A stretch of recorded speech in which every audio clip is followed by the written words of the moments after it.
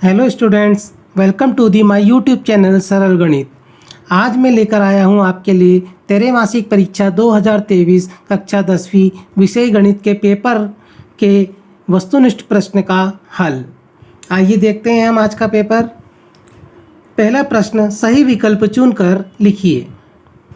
पहला 14 और 16 का एचसीएफ होगा।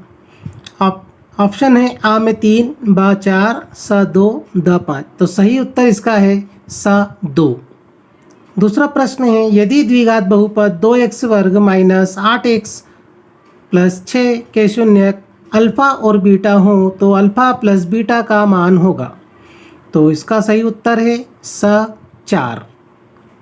तीसरा प्रश्न है, यदि a1/a2 बराबर b1/b2 बराबर c1/c2 तो रैखिक समीकरण युग्म a1x plus b1y plus c1 बराबर 0 तथा a2x plus b2y plus c2 बराबर 0 का नंबर एक का द्वितीय हल होगा। नंबर दब्बा अनंत अनेक हल होंगे। ई कोई हल नहीं होगा। का इनमें से कोई नहीं। तो इसका सही उत्तर है बा अनंत अनेक हल होंगे। यदि द्विघात समीकरण ax वर्ग धन bx धन c बराबर 0 के मूल समान हो तो समीकरण के विविक्त कर का मान होगा। मूल समान होते हैं तो विविक्त कर का मान 0 होता है, तो इसका उत्तर होगा अशून्य। एक एपी दे रखी है 13, 10, 7 का 30वां पद होगा, तो इसका सही उत्तर है -74। अगर हम 30वें पद का सूत्र लगाकर इसका मान निकालेंगे तो -74 आएगा। छठा प्रश्न है, किसी त्रिभुज ABC में DE समांतर है AB के तथा CD बराबर 3 सेंटीमीटर, EC बराबर 4 सेंटीमीटर, BE बराबर 6 सेंटीमीटर, तब DA होगा। तो इसका सही उत्तर है 4.5 सेंटीमीटर। प्रश्न दूसरा, रिक्त स्थान की पूर्ति कीजिए। पहला है 4 कर्णी 3 एक संख्या है। 4 कर्णी 3 एक अपरिमेय संख्या होगी। द्विघात बहुपद में शून्यकों की अधिकतम संख्या होती है। द्विघात बहुपद में शून्यकों की अधिकतम संख्या होती है। तो द्विघात बहुपद है तो शून्य की अधिकतम संख्या होगी 2। समीकरण 2x धन y बराबर k में यदि x बराबर 2 और y बराबर 1 हो तो k का मान होगा। यदि इस समीकरण में हम x की जगह 2 और y की जगह 1 रखेंगे तो हमें k का मान मिलेगा 5। तो इसका सही उत्तर है 5।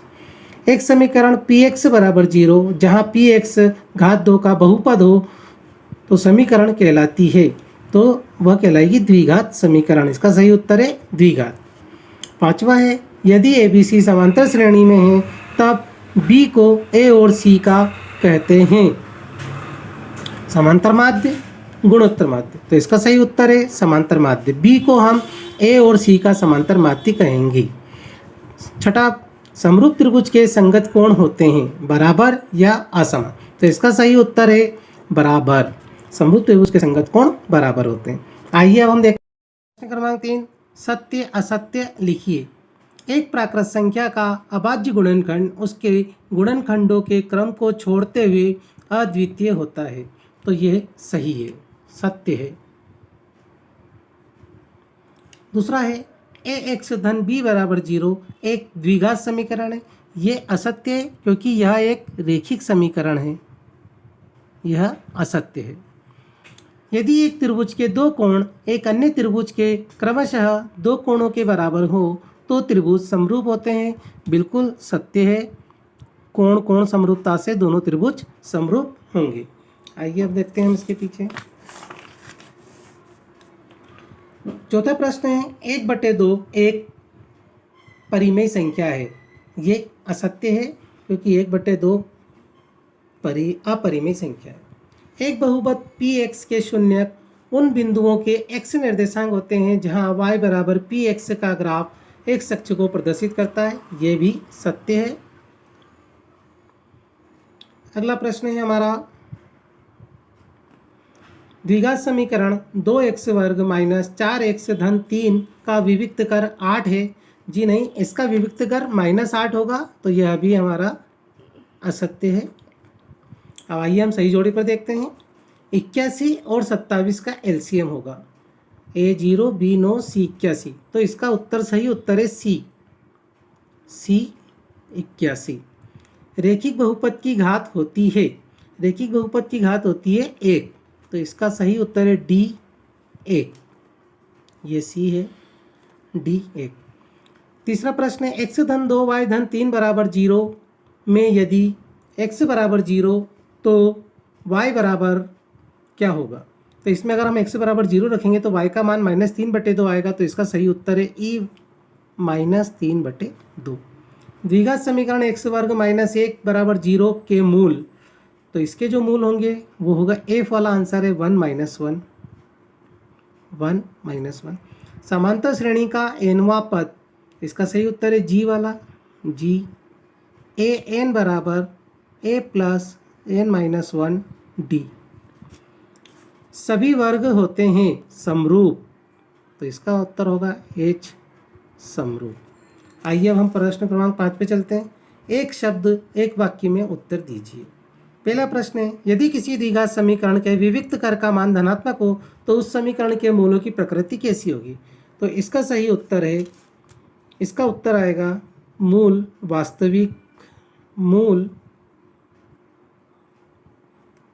वास्तविक और असमान होंगे।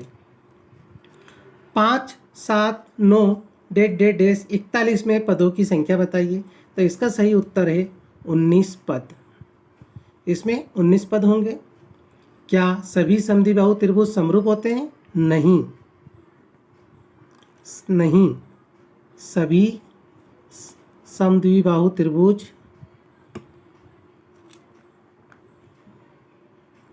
समरूप नहीं होते हैं।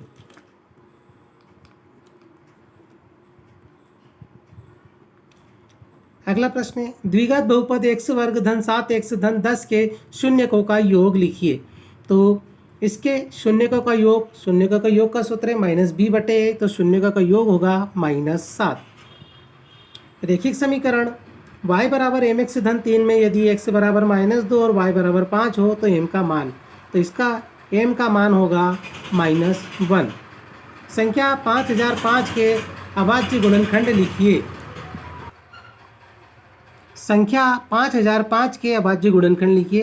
तो इसके अभाज्य गुणनखंड होंगे 5 गुणित 7 गुणित 11 गुणित 13। तो ये हो गए हमारे आज के कक्षा 10वीं त्रैमासिक परीक्षा के वस्तुनिष्ठ प्रश्नों का हल।